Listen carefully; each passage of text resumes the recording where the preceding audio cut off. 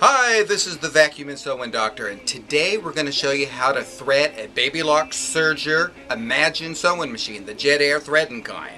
Now on the Jet Air threader, there's a few little tips that we're going to show you how to oil it and clean it and so on. Also, well, I'll throw this in, we're the new Dyson dealer for Modesto, California. Cameraman, let's flash over to our Dyson vacuum cleaners over there and check those Dysons out. So if you need a new Dyson, come on down. Alright, let's go back to business here.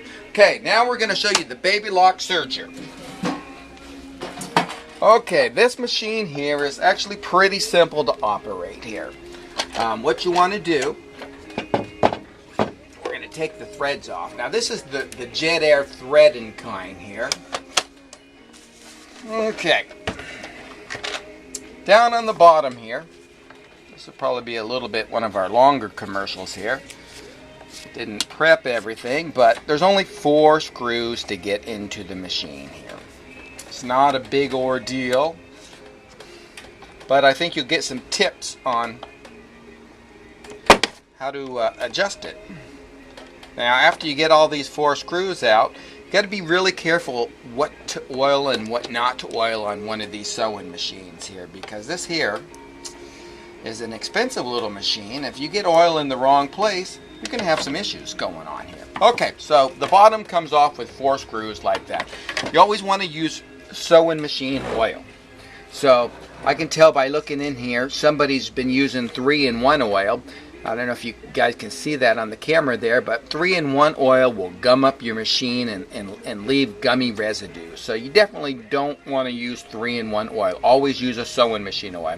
But basically, you turn the hand wheel by hand, and all the parts that pivot, like here, off here, anything that you see pivot in with friction on it there, put a little bit of oil there. If you hear any squeaking, look for it. But you just take the oil and brush here, and you get all the little spots that pivot inside there.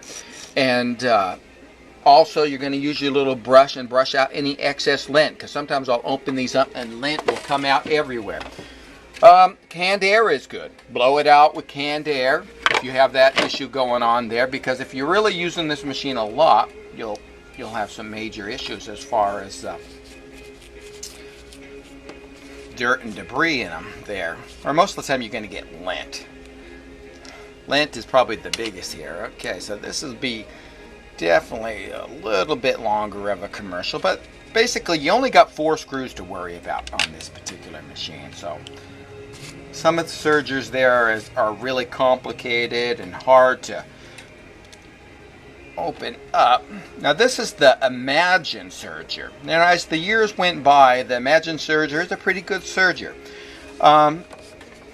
If I was in the market for a 4-thread Jet Air serger, I definitely would recommend the DX model. The DX model is a step down model of a machine, and it has actually tension knobs. Tension knobs are the way to go on any serger there, because after a few years go by, when we pop this hood off to adjust all the little cables in there, it gets pretty complicated. The tension knobs are much better. Also, no matter how many times they say this serger does not have tension, yes, it has tension. This is little things they don't tell you here. See this little screw right here? If you're having some issues where the thread is a little bit loose on there, you can turn this thread to loosen the tension or tighten the tension on it there. So it does have tension adjustments. Even though it says it doesn't, it's got them. Alright, so now that we covered some of that stuff there, another thing here, this is where when you thread the Jet Air serger, it says do not oil. Please read do not oil, because if you get oil in there, what will happen is these loopers will have to be come out and blown out, and it's a nightmare to get the oil out of the loopers. So where it says do not oil, do not put any oil there. If you have your doubts, bring it into a service center to fix these. Now, as far as thread goes, this is probably one of the few sergers that I don't mind threaded, because it's pretty easy here. Okay, so you want to get your trusty tweezers and stuff here. Okay, so what we're going to do is, we're going to do the loopers first. So you go out and like that. Make sure the thread locks in the top there. So it's important that the thread's going to lock. Down here, now this is the Imagine model. Also, some of the other models, the DX models, the bottom part's going to thread like this. But what you're going to do is you press this button until it locks. Okay, once it locks, now we're ready for some action here. Right here. So if we're going to do the left side, which is this side, make sure that this is pushed off to the left. So what you're going to do is we're just going to put a little bit of thread, maybe about 1/4 of an inch in there until it catches. And once it catches, blows out the thread right out. I don't know if you caught that on camera, but it blew out the thread right out of the upper looper there. So that's pretty nifty. You got to admit, that's neat. When you see it for the first time, you're going to fall in love with that feature there. Next thread here is the top one here.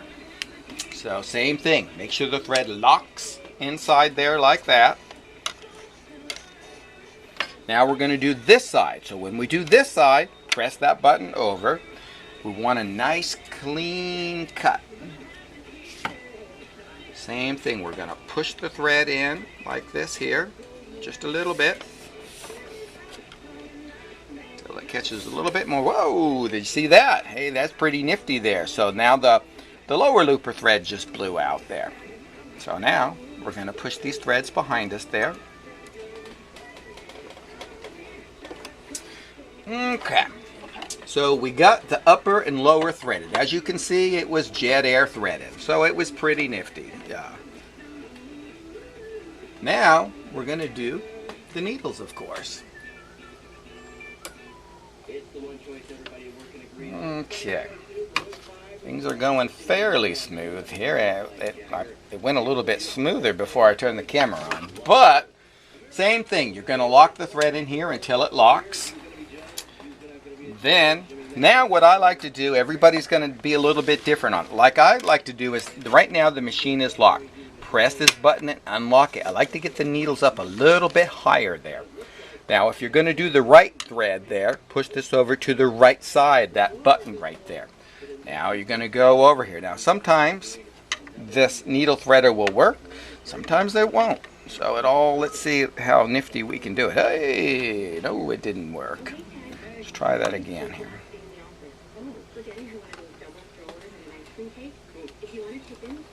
Takes a lot of practice for these needle threaders sometimes.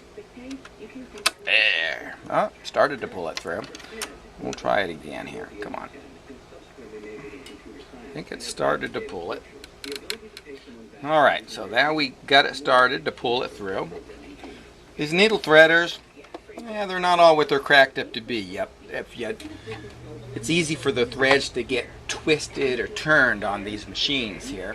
And what happens is they just have little skinny hooks inside these needle threaders, and it doesn't take much to bend these hooks. Now, let's see here. If we're doing the left side, so there's a little knob here. We'll press that onto the left side there. So let's see here. Let's see if we can grab that thread through. I think we got it. Hey, not bad. The jet air threading, always, once you get that down, it's pretty simple. As far as like getting these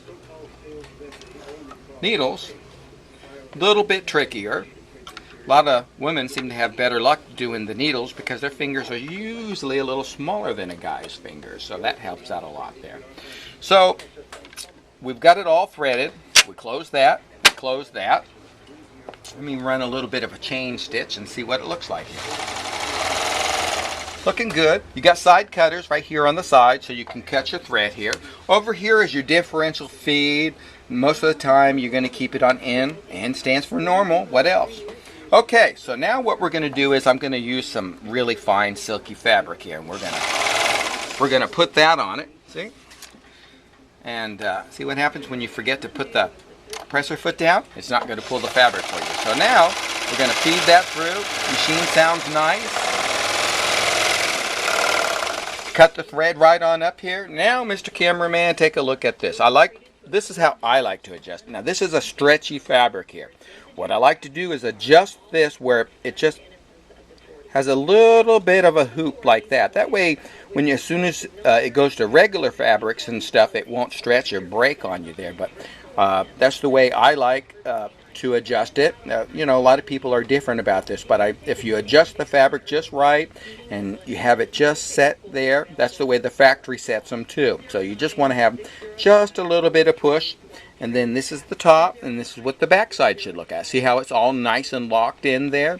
So if you're sewing that was just one layer there, so naturally when you sew in a couple layers there, this feeds on through, no problem there.